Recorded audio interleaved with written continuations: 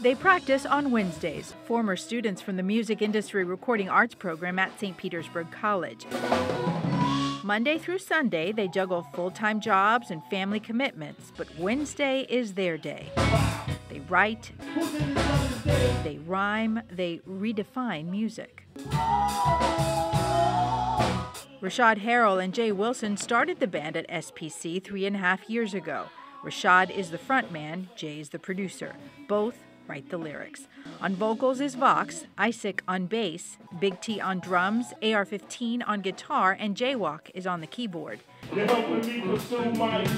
Rashad and Jay may be dad at home, but here they are Shadcore and Jayak. Together, they are the Real Clash Band. 7 very different people with one goal, making hip-hop that empowers. Before I cursed in a lot of my songs, like in my younger years. But now it's just like I have kids, you know what I'm saying? And I don't want them to be drawn to that. It's profanity free. That a lot of times is the first thing that people catch on to.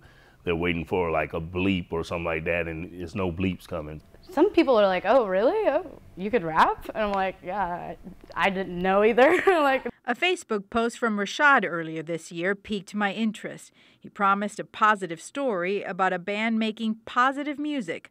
A positively perfect fit, he said, for Positively Tampa Bay. Even if you chose to stand close to a lamppost, you wouldn't shine as bright as Lisette Campos. It was a pitch I couldn't resist, and 10 days later, they were here.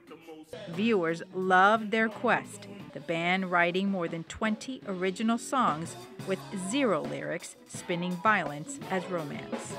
And I understand that it's not the popular way to do it, but at the end of the day, for me, as a writer, I got to be able to go to sleep with a clear mind and feel like, you know, I didn't put nothing out there that's going to pollute some kids just to make some money. You know what I'm saying? I couldn't live with myself. It was our visit off camera that day in March that made the most impact, reminding Rashad of a song he'd never finished. And me as an artist, as a writer, a lot of times that's how I just process things. I'll write about them. So I began to write this song based on some of the things that I knew this person was going through. And then I kind of put it on the back burner because I didn't have all the pieces in place to actually go ahead and make it a full-fledged song. He found those pieces in the labor of love we call taking action against domestic violence. When you were telling us about the campaign, I knew then that I needed to rehash it. I needed to bring it back to life. 4 months later, the song was finished. I thought it was a great idea. For Isaac Reed, the project was personal. It has happened in my family on other sides of my family, so I've kind of seen it before. So yeah, the song kind of means a little bit more to me. For Eliana Blanchard, it was time. it's kind of like you have to project how you feel about the song and make them feel it too, and help them to realize the message, because it's the same for everyone. Everyone wants to be better. And that's how the song Sign Language came to be. We invited them to perform it at the Yellow Dress event on October the 11th. It was the grand finale to 4 straight days of performances for this year's domestic violence awareness campaign.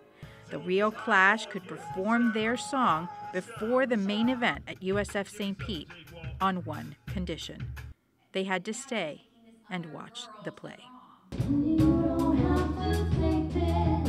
They agreed and brought a friend, singer Maddie Pfeiffer from Lions After Dark. Sign Language was their song, but the faces in the audience seemed to say it was theirs too. Thank you. The audience applause they received was nothing compared to what happened next. Destiny applying the final touch to the song left unfinished for 8 years. Smashing and smashing and smashing my head. Anna, in her yellow dress, provided the soul. Just to be honest, when I first started, I was like, oh, okay, yeah, play, this is cool, like I'll sit here and, I'll be respectful for it. But then the more and more it went along, the more and more it like actually started to sink in, you know, that it's a real thing. Everything that I thought I knew already about domestic violence and the effects that it could have on somebody involved in it. I was emotional. Intense, huh? Yeah, it was very intense. I was thinking that as I was watching it, and some of the things she was saying was what some of the lyrics were talking about, and I was just like, wow. I was shocked. Just really rung true, you know, and wow, what a terrible thing. Mm-hmm. Isaac, the least affected of them all. When we asked, it turns out he already knew the warning signs of dating violence. He'd learned them from his father. My dad actually worked at a domestic violence shelter, so I kind of had all the speeches growing up and all this stuff, but seeing it as a play just made me sad and remember those stories that my dad told me. Just made me more prouder to be in this band of this group of people. And Rashad's daughters were proud too. Yeah, they think I'm a dork. The 12 and 14-year-old girls with Dad on a gig had come to see him make music.